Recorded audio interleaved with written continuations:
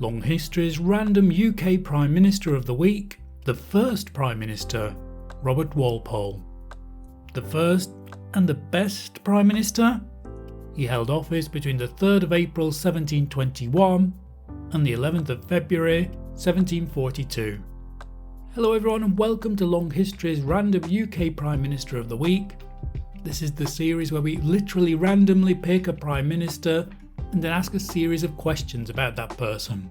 The questions include what were they like, what was the UK or Great Britain like at the time, how did this person get their job, what did they do in their job, and how did they lose their job. And in this episode we've got perhaps not one of the most famous Prime Ministers, but he's certainly one of the most significant. But we've now covered a few Prime Ministers, so I'm sure they're available on your podcast provider. But the full set of Prime Ministers we've looked at so far can also be found on longhistory.net, our website. That's long history, all one word. So here we go with Long History's random UK Prime Minister of the Week, the first Prime Minister, Robert Walpole. The first and the best Prime Minister? He was in the office from the 3rd of April 1721 to the 11th of February 1742. So we've already made a couple of contentious statements there. You might think it's easy to understand why we gave Walpole, in the name of this episode, the title of first Prime Minister, but can we really confidently say that he was the best? Well actually, as with all Prime Ministers the devil is in the detail. For example, his status as the first Prime Minister is generally agreed, but it was more complicated than that, because the role emerged as a combination of a number of factors rather than a new straightforward job title being created of Prime Minister for the man at the top. There were plenty of ministers before Robert Walpole, so what made him the first Prime Minister? We'll look at that here. And again, when we say that Walpole was the best Prime Minister, again, it's complicated. Many polls will instantly put Winston Churchill at the top of any list of best Prime Ministers. And this does raise the very question of what we want from a best Prime Minister. In Walpole's case, we don't necessarily mean that he's the best in terms of most morally good, nor was he arguably the most helpful for society. And he definitely wasn't the greatest leader in times of peril like Winston Churchill can be claimed to be. Walpole's time in office was remarkably peaceful and prosperous. So when we say that he was the best Prime Minister, we mean it in the sense that if you put all the elements of the other Prime Ministers together and judge their ability to deal with the good and the bad of politics, we find that Walpole was certainly superlative. And every Prime Minister who has followed him, to a certain extent, basks in the shadow of a man who defined the template of Prime Minister. He held on to the job for an extraordinarily long amount of time, 21 years between the 3rd of April 1721 and the 11th of February 1742. Now compared to other Prime Ministers, it's almost a strangely long time.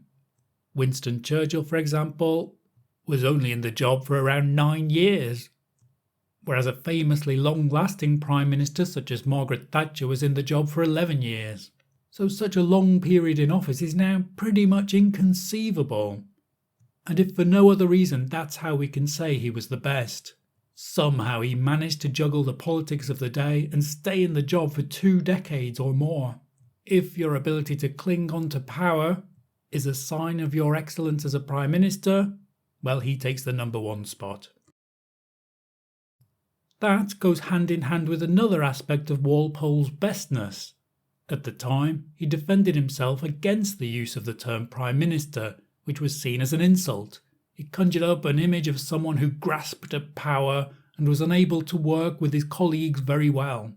So, the template that he set included many of the negative aspects of being Prime Minister. He did excel at clinging on to power, and he revelled in it. He was an expert at massaging the appropriate egos. He was a master of what in more recent years has been called spin, and he was a natural at batting away accusations of corruption. So, in short, Walpole was the best Prime Minister in many ways, but not always in the best ways. His tenure in setting up and consolidating how power worked in Britain particularly the balance of power between the monarch and the government, stabilised the UK's political system in ways that have echoed down the generations. So that's quite a lengthy introduction to Robert Walpole, but the first question we generally like to ask here on Long History when we pick a random Prime Minister out of the ether is, what was he like? Now, before I began to do the research into this episode, I did wonder why Robert Walpole as the first Prime Minister wasn't better known. Surely he's the UK's George Washington. However, the reason why he's not hero worshipped is possibly in his personality. He was not necessarily an ultra-amazing superhero Prime Minister. Rather, we could say he was a controversy-avoiding moderate. He was supremely competent, who would do all that was needed to keep the peace and keep taxes low. His flaws, it seems, were open for all to see, so they didn't become too much of a distraction. He knew how to profit from his position in a way that was not necessarily attractive, but it was relatable rather than reprehensible. I mean, who wouldn't want to work the system in their own favour? Money was always an issue for him. He'd like to spend big, and he often spent beyond his means. He married into wealth, however, and he had 5 children with his first wife, Catherine Shorter. She died in 1737 at the age of 55, and Walpole soon married his mistress, Maria Skerritt. He'd been openly living with her for a decade or more before his wife died, and even had an illegitimate daughter with her, although she was eventually legitimated by the marriage. Walpole's second wife also died, this time in 1739, leaving Walpole himself despondent. Right, so we've given a bit of an introduction to Walpole, but now we want to step back a bit and look at the historical background of the times. And in this way we can work out what were the issues that Walpole was dealing with at that time. And one of the keys to Walpole's success was his relationship with the royals. Walpole's life spanned a number of reigns, including those of Charles II, James II, William and Mary, Anne, George I and George II. His time as Prime Minister included the latter two monarchs. And the issue of who ruled Britain was key during those tumultuous years. And the crucial opportunity that Walpole grasped occurred when Queen Anne died in 1714 without heirs. It was a pivotal moment in the country's history, being the definitive last gasp of the famous Stuart dynasty. The whole of the previous century had been fraught with disputes over who ruled Britain. The country had had a civil war and a so-called glorious revolution, and so this succession with the death of Queen Anne was another in that long line of controversy and disputes. Catholics were banned from the throne, so this led to the search for a Protestant successor to Anne. But it was very difficult to find anyone, and eventually the throne was offered to a distant cousin from Hanover, who became George I and was the first of 4 Georges, hence the name the Georgian era. So with George I, a new dynasty began. But something fundamental had happened here. The new king had been invited to rule by Parliament, this act establishing a fundamental relationship between Parliament and the king. Parliament had chosen the king and could, it followed, choose to remove him. So the king's rule could no longer be said to be a God-given right, and the balance of power tilted significantly away from the king and towards Parliament. And it's for this very reason why the highest person in Parliament, the Prime Minister as it were, rose to prominence. The power of the king had waned, and this left a gap at, or at least near, the top to be filled. And this was where Walpole stepped in. The new king, George I, trusted Walpole's faction, the Whigs, more than the Tories, the opposition. He thought they were against his succession to the throne. Walpole chose his friends wisely, becoming a close associate of Caroline, the wife of George's son, the Prince of Wales, who was next in line to the throne. Walpole acted as something of a go-between between the 2 generations of Georges, king and heir. Walpole also, quite astutely, worked against legislation which limited the king's power. He knew where his bread was buttered. All this happened against an international background of the very messy War of the Spanish Succession, a war over who should inherit the vast Spanish Empire. This encompassed today's Netherlands, much of Italy, Central and South America and the Philippines. While continental Europe was fighting with itself, in Britain, the South Sea bubble ruined the lives of many British investors, including potential rivals of Walpole. When speculators had invested in a company with the monopoly British right to trade slaves in South America and the South Pacific, a trade which never actually emerged. Walpole managed to sell his shares at the height of the bubble, so he made a significant fortune from speculation which ruined many other people's lives.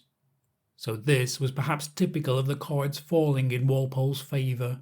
He was lucky with the royals and fortunate to mostly avoid the wars which left Europe exhausted. He was also lucky with his investments. They weakened others but benefited him. So however you see it, this was a man who knew how to play the system.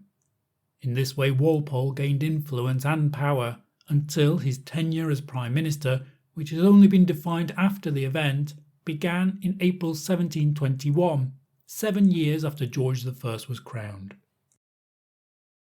So we're talking about kings and prime ministers here, but what was it like for an ordinary person in the country at the time? Well, one figure that we found was that a winter agricultural wage at the time was about 10 pence per day. That was in 1720, rising to 10.7 pence in 1740. 10 pence is about £4.84 in today's money, or $6.20 at today's US exchange rate. It's actually difficult to find reliable population figures at the time because there was no census. The population of England, Wales and Scotland in 1720 was 6.9 million, rising to 7.8 million in 1750. Ireland's population rose from 2.9 million in 1718 to 3.2 million in 1754. At this point in the country's history, the Industrial Revolution had still not begun, although throughout this century the steam engines that would help to kick off this revolution were being developed. This was very much an us and them society in the 1800s, with the nobility at the top of the pile. The middle class was beginning to grow, including merchants and doctors, but most people were at the bottom, with most people living a hand-to-mouth existence. Few towns had a population of more than 10,000, with exceptions including, in 1750, London's enormous 675,000 people, Bristol's 45,000 people, and Birmingham's 24,000 people. A couple of famous cultural things happened during this time. Gulliver's Travels was published in 1726, and although it's read as a children's book today, it's very much a satire on those times, the Lilliputians and their petty disputes being Jonathan Swift's satire on the rulers of Britain at that time. Robinson Crusoe was published in 1719, and Daniel Defoe's other major works, A Journal of the Plague Year and Moll Flanders, were all published during Walpole's tenure as Prime Minister. To give a bit of an international perspective, we like to look at the US at the time, but of course, the country hadn't become independent yet. However, it was still growing, and the city of Baltimore was founded during Walpole's tenure in 1729. The states were undergoing their earliest evolution, with the province of Georgia being founded in 1732. And the final question about the country, we like to look at the evolution of democracy in the UK, so we ask who could vote at this point.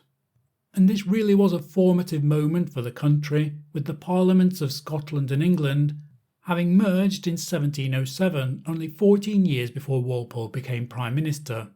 And who could vote was something of a moot point in those years.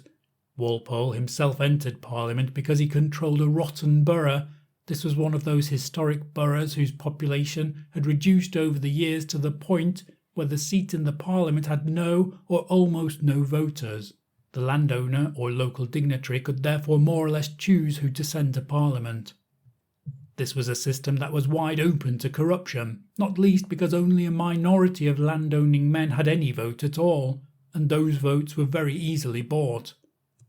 The party system in the meantime was only just emerging during those years, but it ultimately meant that the Whigs stayed in power for some 50 years around that time, the system being easy to manipulate, being based around factions rather than formal political parties. A serious opposition force had not yet been established which could lead to a change of government. So, in short, in this proto-democracy, very few people actually chose the leaders of the country. So that's the UK and its voting system at the time. Now we'll go back to Walpole and ask what his background was. Walpole was born in Norfolk in eastern England in 1676 to a well-established political family. It was another of the ways in which he set the template for future prime ministers by being from a notably wealthy, well-connected family and by attending the establishment's favourite educational institutions. Walpole was in fact the first of 20 prime ministers to attend Eton School, and he was one of 14 prime ministers to go to Cambridge University. Walpole's acute political ability perhaps originates from the fact that he was the third son of 19 siblings, including Walpole himself. So it's not hard to imagine the political skills that are needed amongst so many siblings. Early on, he was apparently expected to enter the clergy, which was seen as something of a respectable fate for sons who were not due to inherit their father's wealth. However, that changed with the death of his older brothers. At the age of 25 in 1701, Walpole did in fact inherit all of his father's titles and his ability to represent a rotten borough in Parliament. The next question is, how did Walpole become Prime Minister? So we've reached 1701, and over the 2 decades after, Walpole battled through various political storms, one significant one being that South Sea bubble, that frenzy of speculation in a South Seas British slave trade that did not emerge. As we've said, Walpole managed to sell his shares at the height of the speculation, making a fortune. Many other lives were ruined, however, including those of his political peers and potential rivals. In the midst of it, however, Walpole did something canny. He proved himself to be a shrewd political operator, using his personal influence to shield certain of his colleagues from the worst of any corruption charges.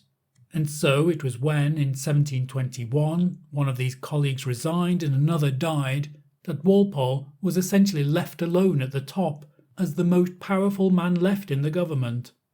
On April the 3rd, 1721, he was granted the 3 titles that, together, would lead to him retrospectively being called the first Prime Minister. He was First Lord of the Treasury, Chancellor of the Exchequer, and Leader of the House of Commons. It was that first title in particular, First Lord of the Treasury, that is, even today, the formal or perhaps a formal title of the Prime Minister, and it was this consolidation of these roles into one figure that led to Walpole being seen as the First Minister, the First Minister who was Prime. As we've stated though, the term Prime Minister was not the term used to describe him, at least not positively at that time. The next question we ask, well, what were Walpole's biggest achievements as Prime Minister? The first part of Walpole's premiership was served under George I. During this time he dealt with the aftermath of the South Sea bubble, defending both the legitimacy of the king and his own Whig grouping, which had been tested as a result of the crisis. George I, it seems, was rather a detached monarch. He was unable to speak English and chose to spend a great deal of time in Hanover. However, that led a gap for Walpole again. The king needed someone he could trust to act as his agent in Great Britain. During this time, there were rebels called the Jacobites, who argued for someone from the Stuart dynasty on the throne. They failed in their numerous attempts at rebellion, and during all this, Walpole's power increased. The second part of Walpole's premiership began with a wobble. George I died, and when George II became king, there were initially some questions as to whether Walpole should remain as Prime Minister. Any elections on the matter at that time, however, were only there to legitimise a decision made ultimately by the king. This was where Walpole's friendship with George II's wife, Queen Charlotte, worked in his favour, and with her help, Walpole held on to power. We can say, by this point, whichever definition you use of Prime Minister, perhaps you might not have called him Prime Minister up to that point, But from there, with his increasing power, it became more clear that he had definitively assumed a premier role in the government. How did Walpole manage to keep hold of enough popularity to remain in office so long? He had a policy of staying out of the European wars of the time. By avoiding such conflicts, he was able to lower taxes and to keep them low. Later attempts to increase taxes to discourage smuggling in 1736, however, made him unpopular in the country. When Queen Charlotte died in 1737, Walpole's influence began a more definitive decline. His attempt to stay out of wars failed when conflict with the Spanish increased in the Americas. So what led to Walpole leaving the post of Prime Minister? In the end, he even set up the typical template for a departure. It was tax, apparently, that did him in, as well as a habit of getting rid of people who disagreed with him. This is a great way to unite a lot of enemies against you. The corruption that was rife during his tenure was eventually weaponized against him personally, not least because he had enriched himself enormously during his time in power. Drawn-out conflicts in the Caribbean were not going well, leading to accusations that Walpole was not a good military leader. Eventually, there was a motion of no confidence, where ministers can vote on whether or not a person is still competent in their job. Walpole lost the vote and agreed to resign. By agreeing to resign, as much as anything, he helped to consolidate this proto-democracy that would continue to evolve long after his time in office. Perhaps we can say that that's what made him a prime minister rather than some type of dictator. So the last question is, why should we remember Robert Walpole? Well, he was arguably the first, although there is some consensus on that point, and he was arguably the best, because he excelled in both the good aspects of the premiership. Arguably, he stayed out of wars, he maintained stability in the country, he worked to keep taxes low, but he also excelled at the bad elements of being a premier. He hoarded wealth, he maintained a status quo that benefited only a few, and he was more concerned with keeping a few people happy than improving the country. Like it or not, the case for him as the best prime minister ever would be stronger if he had a conspicuous victory. Saving the country in times of peril does help when creating lists of best prime ministers, and we can't even say there were any notable wins for the people, with perhaps one fundamental exception. By staying out of wars and keeping taxes low, by keeping his patrons and his peers happy enough to allow him to continue in power, he showed an acute ability to navigate this newly evolved role. When George I was uncomfortable in his role as king, Walpole took on the power that the king had ceded him in a way that did not lead to conflict. So in a way it solidified this new system. By creating the template of the Prime Minister and staying in the role so long to allow the system to bed in, and then by agreeing with other people's decision that it was time to go, he consolidated a new type of British government. Perhaps this is what gave the country a stability, which allowed it to develop over time to the benefit of the people. So it's interesting to see that Walpole was a relatable, a flawed man who, despite this, or perhaps even because of it, had a huge impact on the country's future. He seems to have been a real person, not some kind of deity, a good administrator. Walpole died at the age of 68, only 3 years after he left the office of Prime Minister. That's a brief introduction to Robert Walpole. As always, I'm well aware that this is just the briefest introduction, and I'm hoping that it helps to prompt you to look for more information about the details here. Your opinions may vary, some of the details here are probably wrong, there's just so many details here, but I hope that's at least a valiant attempt to give a bit of a summary about Robert Walpole. Thank you for listening. Don't forget we've got over 250 episodes available now on Long History. They'll be available on your podcast provider, but also at longhistory.net, that's Long History, all one word. This was Random UK Prime Ministers of the Week. The first Prime Minister, Robert Walpole. The first and the best Prime Minister? Goodbye.